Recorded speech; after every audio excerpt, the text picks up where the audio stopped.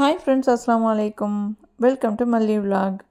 இன்றைக்கி நம்ம மல்லி விலாகில் என்ன பார்க்க போகிறோன்னா, ஒரு யூஸ்ஃபுல்லான வீடியோ தாங்க பார்க்க போகிறோம். ஸோ பொதுவாகவே எல்லார் வீட்லேயுமே இந்த மாதிரி தேங்காய் பாறை ஒன்று இருக்கும், தேங்காய் உரிக்கிறதுக்கு.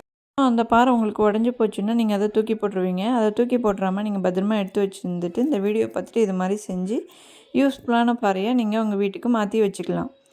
ஸோ அதுக்கு இந்த மாதிரி ஒரு கார்ட்போர்ட் அட்டையில் அந்த பாறையுடைய அளவை வச்சுட்டு இது மாதிரி நம்ம தனியாக எடுத்து வச்சுக்கலாம். இது ஓரமாக இருக்கட்டும். இப்போ நம்ம ஒரு பூத்தொட்டிக்கு 2 ஸ்டாண்டு தான் செய்ய போகிறோம். ஸோ அதுக்கு 2 இன்ச் அளவில் நான் இந்த மாதிரி கார்ட்போர்ட் அட்டை அகல பீஸில் நான் வந்துட்டு கட் பண்ணி வச்சுக்கிறேன். நீளம் வந்து நீங்கள் உங்களுக்கு தேவையான அளவுக்கு நீங்கள் கட் பண்ணிக்கோங்க. ஸோ இது மாதிரி 2 பீஸாக கட் பண்ணிவிட்டு அதை ரவுண்ட் ஷேப் வர்ற மாதிரி நீங்கள் மடித்து எடுத்துக்கோங்க. எடுத்துகிட்டு அதோட கட் பண்ணிவிட்டு நீங்கள் டேப் வச்சு ஒட்டிக்கோங்க. ஸோ இது மாதிரி நான் டேப் வச்சு ஒட்டிக்கிறேன். ஸோ இந்த மாதிரி 4 பீஸாக நம்ம வந்துட்டு இந்த மாதிரி அளவில் ஒரே அளவில் நம்ம 4 பீஸாக இது மாதிரி டேப் வச்சு ஒட்டி நம்ம இதை தனியாக எடுத்து வச்சுக்கலாம். ஸோ இதே மாதிரியே நான் 4 பீஸு இந்த மாதிரி டேப் வச்சு ஒட்டிட்டு இது மாதிரி நான் எடுத்து வச்சுருக்கேன். இப்போ நம்ம சிமெண்ட் கலவையை ரெடி பண்ணிடலாம். சிமெண்ட்டு, மணல், ஜல்லி இது எல்லாமே நீங்கள் வந்துட்டு எந்த கப்பில் அளக்குறீங்களோ அதே கப்லேயே நீங்கள் வந்துட்டு அளந்து எடுத்துக்கோங்க. நான் சிமெண்ட்டை 2 அளவுக்கு இந்த கப்பில் நான் அளந்து எடுத்துக்கிறேன். அதே அளவில் ஒரு அளவு சிமெண்ட்டுக்கு 3 அளவு மணல் சேர்த்துக்கிறேன்.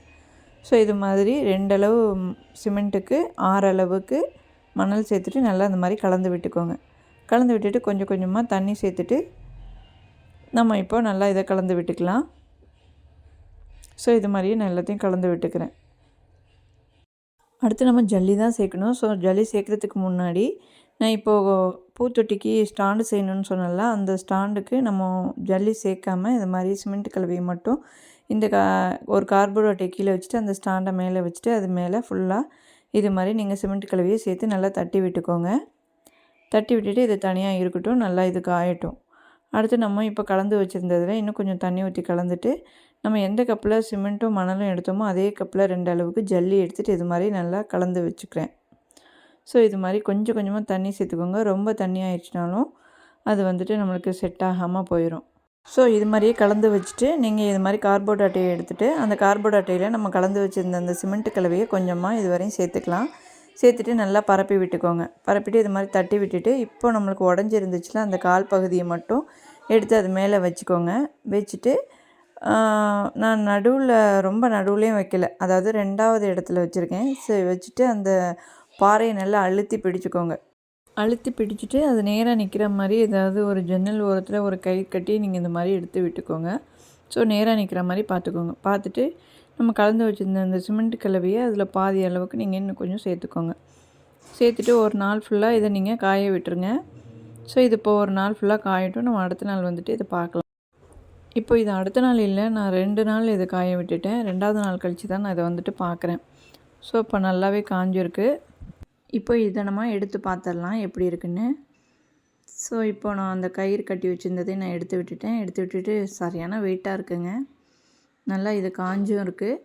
அந்த பாறையோட இந்த இது செட் ஆகிருச்சு சிமெண்ட்டு. அடுத்து நம்ம பூந்தொட்டிக்கு ஸ்டாண்டு செஞ்சு வச்சுருந்தோம்ல, அந்த ஸ்டாண்டு எப்படி இருக்குன்னு பார்த்துடலாம். இதுவும் நல்லாவே காஞ்சிருக்கு. இப்போ நம்ம அந்த கார்ட்போர்ட் அட்டை எல்லாத்தையும் பிரித்து எடுத்துடலாம் அதிலேருந்து. ஸோ இது மாதிரி நீங்கள் பிரிச்சிங்கனாலே நல்லா ஈஸியாக வந்துடும் காஞ்ச பிறகு. ஸோ இது மாதிரி எல்லாத்தையுமே நம்ம பிரித்து எடுத்துக்கலாம். நான் செடி இருக்கிற தொட்டி எப்போதுமே கீழே தான் வைப்பேன். ஸோ அது வந்துட்டு கீழே கொஞ்சம் நம்ம ஹோல்ஸ் விட்டுருக்கிறதுனால தண்ணி அதில் லீக் ஆகிட்டு அது அந்த கீழ்ப்பகுதியில் ஒரே சதன்னு இருக்கிற மாதிரி இருந்துச்சு. ஸோ அதனால் இது ரெடி பண்ணும்போது நம்ம அதுக்கு ஒரு ஸ்டாண்டும் ரெடி பண்ணிடலாம் அப்படின்னு எனக்கு ஒரு சின்ன ஐடியா ஒன்று தோணுச்சு.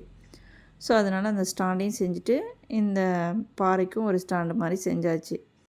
இப்போ இதில் தண்ணி ஊற்றி நல்லா காய வச்சுட்டு இப்போ நம்ம அந்த பூந்தொட்டியோடைய ஸ்டாண்டை நம்ம இது மாதிரி அந்த தொட்டிலேருந்து எடுத்து இது மேலே வச்சிடலாம். இப்போ கீழே நம்மளுக்கு தண்ணியும் ஊற்றினாலும் எந்த பிரச்சனையும் இல்லை, சீக்கிரம் காஞ்சிரும், நல்லாவும் இருக்கும்.